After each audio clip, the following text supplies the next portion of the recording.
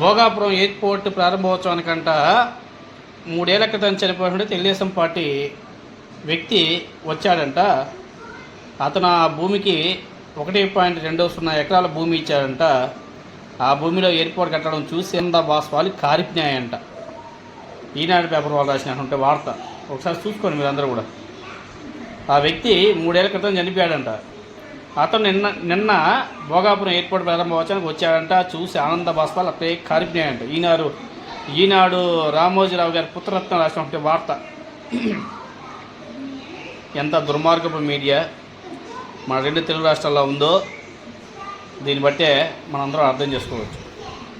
ఒకప్పట్లో paper చూస్తే నిజాలు తెలుస్తాయని చెప్పేసి అందరూ చదివేవాళ్ళు. ఇప్పుడు పేపర్ చదివితే అన్ని అబద్ధాలే కనిపిస్తున్నాయి. ఏది నిజమో ఏది అబద్ధమో అర్థం కాని పరిస్థితి. ఈనాడు పేపర్ మరి చాలా దారుణంగా పడిపోయిందబ్బా. ఏమో మరి ఆ ఈనాడు పేపర్ని ఇన్స్పిరేషన్గా తీసుకొని మళ్ళీ మన రాధాకృష్ణ కూడా రాసేస్తారేమో. ఒకసారి ఆయనకి చెప్పండి, పెద్ద గురువు గారు కుమారుడు రాసింది రాత తప్పు, నువ్వు మళ్ళీ దాన్ని కాపీ పేస్ట్ చేయకరా నాయన అని చెప్పేసి ఆ ఏబిఎన్ కృష్ణ అని చెప్పాలి.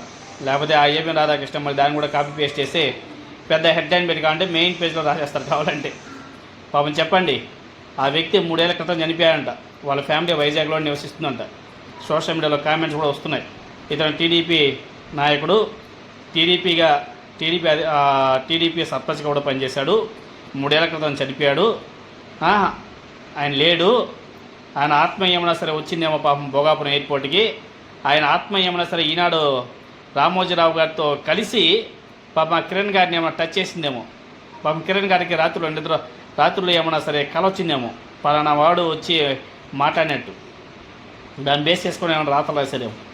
సిగ్గు శరం ఉండాలి కొంచెమైనా సరే.